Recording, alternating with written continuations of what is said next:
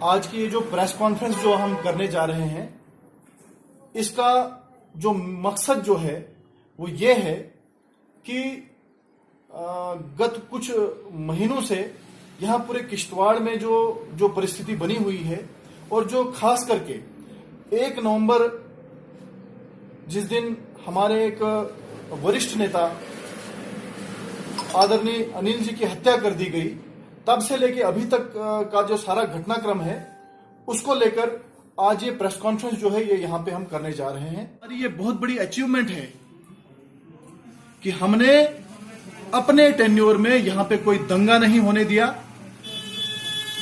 हमने यहाँ का जो अमन, भाईचारा, शांति जो है उसको बनाए रखा और इसके साथ साथ में किश्तवाड़ जो एक पसमानदा इलाका है, आज तक पिछली सरकारों ने यहाँ पे केवल यहाँ के लोगों को बेवकूफ बनाने का काम किया था, लोगों को लड़ाने का काम किया था। और भारतीय जनता पार्टी ने पहली बार ये सिद्ध कर दिया कि यदि काम करने का जज्बा हो तो हम बहुत बड़े बड़े काम जो हैं वो करा सकते हैं। हमने अपने दौर में बहुत बड़े बड़े काम करा के दिखाए। अभी 2 दिन पहले की बात है, हमारे यहां के पूर्व विधायक और जो पूर्व गृह मंत्री भी रह चुके हैं, सज्जाद किचलू, आप सब लोग उससे वाकिफ हो, आप सब लोग उसको भली भांति जानते हो। और आप लोग ये भी जानते हो कि 2013 के अंदर यहां पे जो दंगा हुआ, उस दंगे के ऊपर बाद में सरकार ने उसकी जुडिशियल प्रोब उसकी करवाई, उसकी जांच करवाई और जस्टिस गांधी को उस प्रोब के लिए नियुक्त किया गया। और साथियों, मुझे लगता है आप लोग अभी भूले नहीं होंगे कि उसी गांधी कमीशन ने सज्जाद अहमद किचलू, जो उस समय गृह मंत्री था, बाद में उसको अपनी कुर्सी से त्यागपत्र देना पड़ा, उसको दोषी ठहराया। एक ऐसा व्यक्ति जिसके ऊपर दंगा कराने का आरोप है, वो मुझे समझ में नहीं आता किस मुंह से वो नैतिकता की बात करता है। और वो यहां पे जो परिहार बंधुओं के केस को लेके जो यहां पे एनआईए, जो हमारे देश की जो सर्वोच्च जांच एजेंसी है, जो उसको प्रोब कर रही है, आज वो एनआईए के ऊपर क्वेश्चन मार्क लगा रहा है। हमें खदशा है, हमें संदेह हो रहा है, हमें डाउट हो रहा है कि कहीं एनआईए जो है उसकी जांच जो है वो सही दिशा में तो नहीं जा रही और इसलिए सज्जाद किचलू को परेशानी हो रही है। सज्जाद किचलू उन कल्प्रिट्स को बचाने के लिए, जिन लोगों ने हमारे एक वरिष्ठ नेता आदरणीय अनिल परिहार जी को शहीद किया, उन लोगों को बचाने के लिए आज उसको सड़कों पे आने के लिए वो मजबूर हो रहा है। और इसके साथ साथ में जो आज यहां पे जो कुछ पार्टी जो हैं, कुछ नेता जो हैं, यहां पे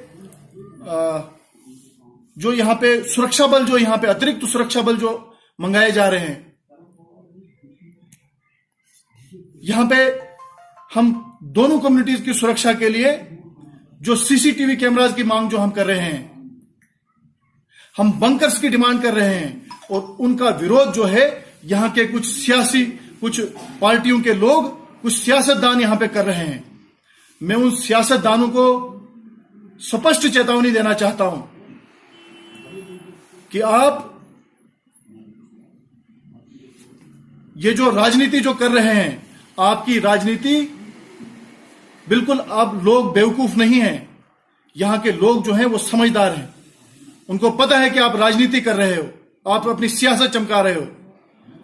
यहां के जो लोग, दोनों कम्युनिटीज के लोग, वो बंकर्स के लिए, वो अतिरिक्त सुरक्षा बलों के लिए, वो सीसीटीवी कैमरास के लिए बिल्कुल तैयार हैं। उनको किसी भी तरह की कोई ऑब्जेक्शन नहीं है। लेकिन कुछ सियासतदान अपनी सियासी रोटियां यहां पे सेक रहे हैं। और मैंने एक क्वेश्चन पहले भी किया था, जब मैं मीडिया से मैं मुखातिब हुआ था, जब मैं मीडिया के सामने आया था, कि आप मुझे बताएं कि जब रात को जब हिट किया गया परिहार ब्रदर्स को, उसके बाद तुरंत उसके बाद कर्फ्यू नाफिज हो गया था, किश्तवाड़ के अंदर कर्फ्यू लग गया था, तो वो जो किलर्स थे जिन्होंने इतनी बड़ी वारदात को अंजाम दिया, वो किश्तवाड़ से बाहर कैसे गए? क्या वो एक सिक्योरिटी लैप्स नहीं था? क्या वो सुरक्षा में एक बहुत बड़ी एक सेंध नहीं थी?